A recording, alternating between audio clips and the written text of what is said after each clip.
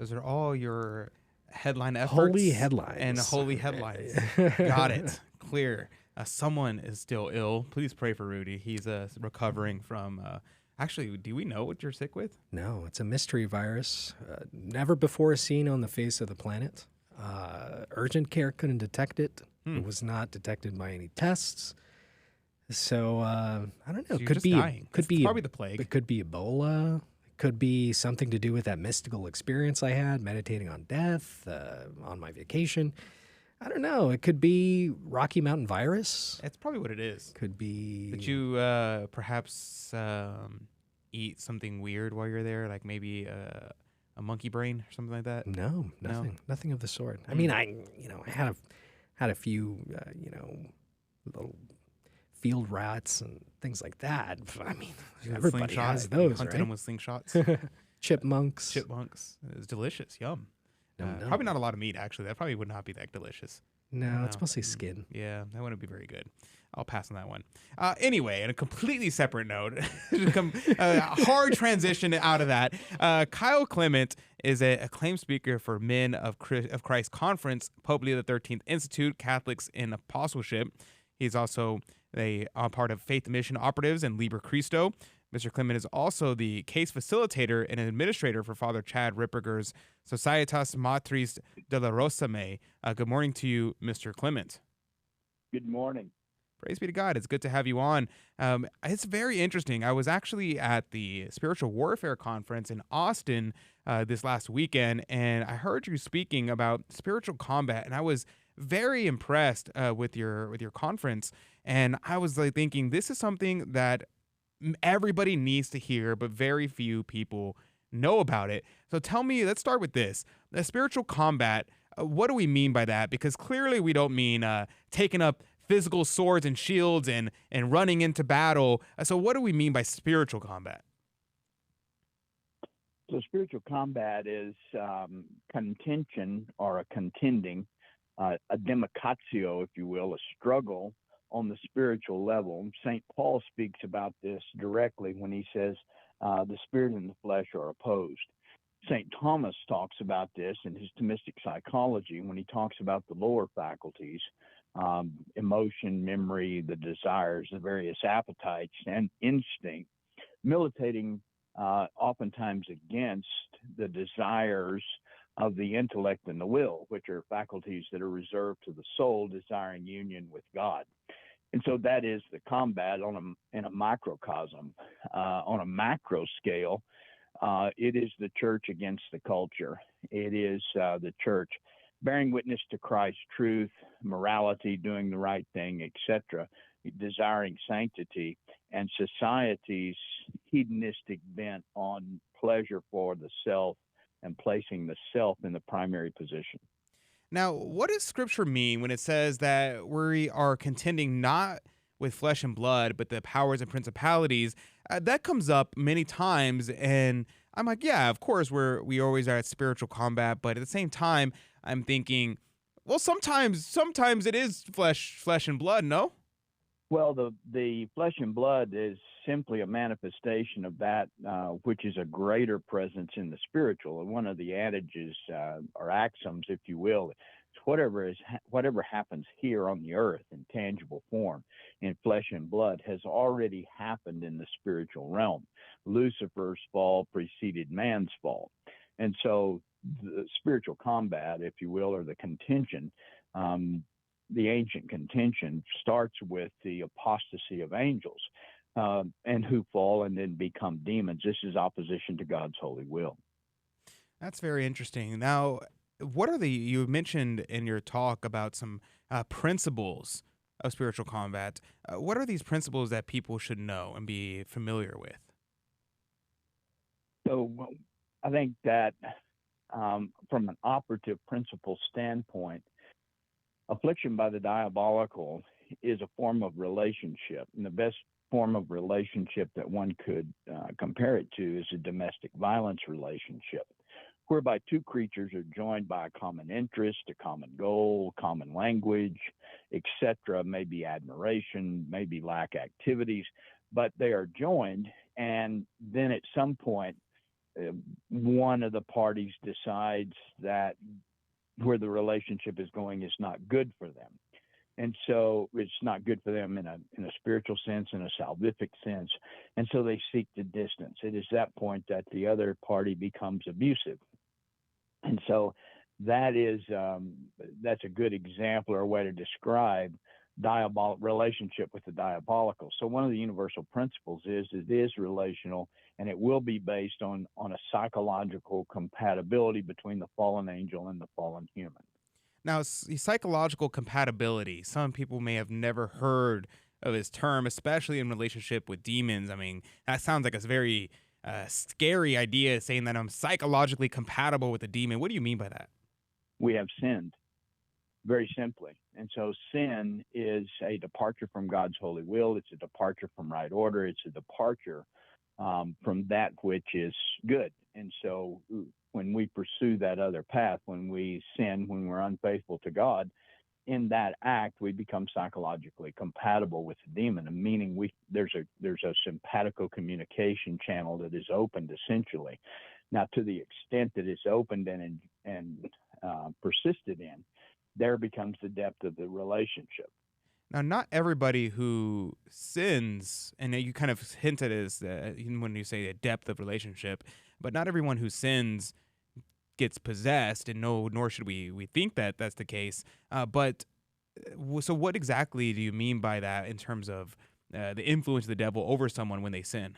So what the demon is looking for is not a single occurrence. He's looking for a pattern, habituated mortal sin, habitual acts which militate against the glory of God. It's not he who falls short occasionally. It is he who persists in habitual mortal sin or in a self-justification, an elevation of self. But he's looking for that persistent pattern. He's looking for that ongoing action that is contrary to God's holy will. So how does one break from that if someone has that psychological compatibility? Through conversion. And so God allows it for that purpose, is one recognizes the psychological compatibility or the sin. This is addressed directly in the act of contrition, which involves the understanding that my actions have damaged the relationship with God, and that there must be a contrition, something that goes beyond mere repentance and regret, but goes all the way into metanoia, movement of the will to not only repair the relationship, but to amend your life and not do it again. And so these elements in contrition is the formula, if you will, and the act of contrition is the formulaic way of expressing how do I address the psychological compatibility. Another observation is, especially modernly, we are confessing behavior. We're not confessing deviant thoughts, deviant words. We only confess the deeds. Unless we get exculpatory and go back to the thoughts, these sins will repeat. These actions will repeat after a short period of trying to amend. And we're often frustrated. Modernly, priests are trained to be counselors, not confessors, and so there's an emphasis on making whatever the discomfort is stop, rather than trying to get to the bottom of, okay, why am I feeling shame? Why am I feeling guilt? What are my actions? What are my thought processes that open me up to sin? Mr. Clement, I want to pick up on that thread, and I just want to maybe get a clarification here. I think that there's a pretty big connection here that most people aren't seeing, but it's the connection between the psychological and the spiritual. And what you're speaking about right now when you're talking about the psyche is you're mentioning that these two things are involved. So I want to pick this up right after the break. We're going to go into a small break right now, and I want to pick this up on the other side. I want to ask a big question right as we go into the music here, but there's going to be a lot more on the other side of this short break on Catholic Drive Time. Please stay tuned for more.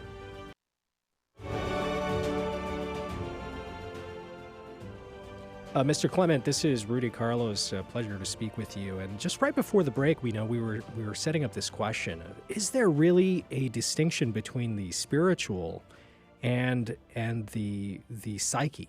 I want to get your take on this question because, oftentimes we have this idea that, oh, it's just a chemical imbalance and that's it. There's no spiritual component to it, but in reality, it may be that there is some sort of spiritual harm that needs to be healed. What do you say? I think cannot effectively, effectively address any defect in the psyche without addressing a spiritual component. We are, in fact, spiritual beings. We're the composite, the flesh and spirit composite. And so to address one without the other, and I think that it is not effective. And I think we're seeing the realization of this in mental health.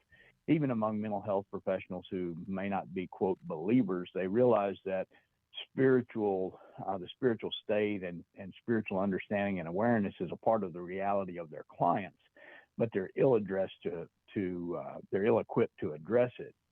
And so I don't think you can separate, and it's been our experience, you can't separate the spiritual from the physical, and the psyche is in many ways the bridge by which we filter spiritual realities and physical realities. It's the disposition in many, for lack of a better term, it is part of the disposition that enables a person to comprehend reality, react, respond to reality. And there are the psychologists and mental health professionals try to use words like temperaments and dispositions and things like that to describe this interaction, but it all falls woefully short if you do not include a spiritual component. Yeah, that's a good point. And I guess that is something that we should add to our toolbox, right? Whenever we are in spiritual combat, there's always two errors, right? I guess the error one would be to overly materialize something and say that it's purely a chemical imbalance. I got to take drugs to fix my depression. And the other error might be to overly spiritualize it and say if I just pray enough rosaries, then I'm going to be, then all my my depression and whatnot will go away. What's the balance there? So it's a really good question. It's a good point. And so St. Thomas, of course, goes to the virtues. If you have an issue, go to the virtues, see what virtues lacking, cultivate that virtue, and see how it impacts the other virtues. And so what you're describing is a lack of moderation. And so moderation is one of the daughter virtues of temperance. And this is how one actually rewires, if you will, accept the crude term, rewires the psyche, the personality, is the pursuit of all virtue, but particularly to find the predominant fault, to find the accompanying virtue that's missing or the vicious behavior that's being engaged in. And as St. Thomas says, stop the behavior and then begin to cultivate the virtue that's consistent with the defect. That's interesting. So let's bring this very practical for people who are kind of saying, okay, I kind of get what you're saying, but can you kind of explain what you mean there? Can you give me an example of what that would look like? Yes. And so when St. Thomas describes the faculties of the human person properly ordered and in descending order, intellect and will, those two faculties which comprise the rational quality, reserved to the soul. They are incorporeal faculties, and they reside in the soul, the intellect and the will.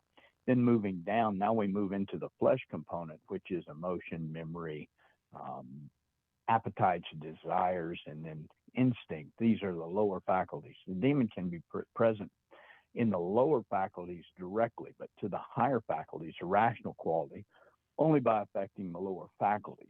And so one of the things we hear in our society is, and modernly is a prime example of this, when someone bases their decisions not on what they think, but upon what they feel. And they are de facto insane, meaning disordered faculties of the human person, the psyche.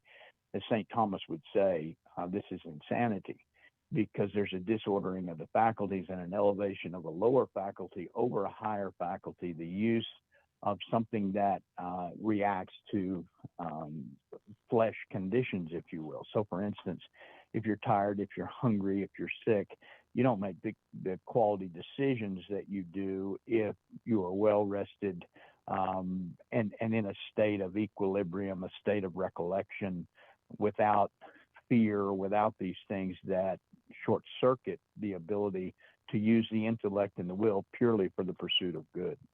Hmm. Okay, that's very interesting.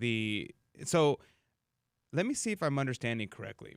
The idea here is that your your lower faculties can be assessed or accessed rather by the demonic. So you mentioned, like, for instance, your memories. So does that mean that the demons can't read your thoughts, but they can access your memories, so they can use those and bring them to the forefront of your mind? But you're saying that the higher faculties do not do that, so our reason. And so, practically speaking, what does that look like in terms of temptation? So, with regard to temptation, the demon will always tempt you with something that has a lower faculty appeal, something that is pleasurable. And it's not that all pleasure is opposed to God. That's not it at all. God is the author of pleasure, but pleasure should be used correctly. And so you look for the moderation and the administration of the intellect and the will to moderate the pursuit of pleasure so that it is for the pursuit of the good. A classic example of this is the difference between the desire for procreation as part of pursuing God's blessing within the holy sacrament of matrimony, and then common lust of disordered sexual attraction. Both of these operate off of the same pleasure paradigm. However, they operate very, very differently, as you can see. One operates almost totally in the lower faculties, and the other operates in its initiation and in its impetus in the upper faculties, in the faculty of reason. Now, I was having a discussion with a friend this last Saturday, and we were talking about kind of this issue of being able to, if you speak with your average person nowadays, there is seemingly a lack of reason. If you lay out a logical argument, they will dismiss it, or just their brain won't be able to comprehend the logical argument. So instead of attacking a primacy or attacking the bridge from the premises to the conclusion, they will instead emote. They will have this emotivism. Is this kind of a what's going on here?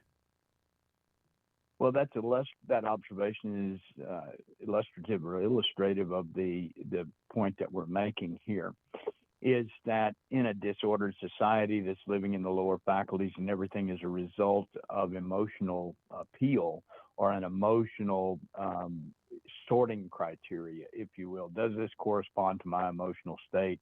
Does it abrade my emotional state? Does it correspond to my opinions, etc.? Then what we find is, and your observation is exactly correct. St. Paul says that sin darkens the intellect and weakens the will. And so this is a primary example. Number one, they don't recognize the superior argument. And number two, they can't order the will to yield to the superior argument. So literally, they cannot hear you nor implement the superior argument. And this is a result of habitual mortal sin and the habituation of the use of the lower faculties. Yeah, that makes sense. I noticed that a lot. I mean, it's kind of taboo to talk about in the 21st century, but before the last 80 years or so, this would have been normal to say that, yeah, I mean, your average atheist is an atheist because they want to commit sin. But nowadays, just say we kind of have this idea that, oh, if you're an atheist, you're actually a really intelligent person. And I think that's just a grave error. But I want to talk, before we run out of time, about power and authority. It seems as though today, because there's kind of twofold. It's one, on one hand, people just want to go off of how they feel. But the other hand, they want to go off of power and say, if the majority says, therefore it must be true, or if the person who is stronger and can enforce their authority, like, for instance, we see with rule by riots, then therefore that must be the right thing or the okay thing. So explain the difference between power and authority and how this relates. Well, a good example in the way that you just described it is affirmation by consensus. This is a diabolical paradigm. The concept of majority rules, this is a diabolical paradigm. That's not Majority rules and democracy are two very different things. But the idea that majority rules, therefore it must be the superior position. This is diabolical, meaning it separates us from God. In theocracy, the rule of law is that which serves the good, always and everywhere, that which serves the good, that which conforms society and individuals' will to God's holy will, which is union, which is salvation. And so anything de facto that militates against that is in opposition. Doesn't matter how many people you have on your side. Fulton Sheen had an excellent quote. He said, "Right is right even when no one is."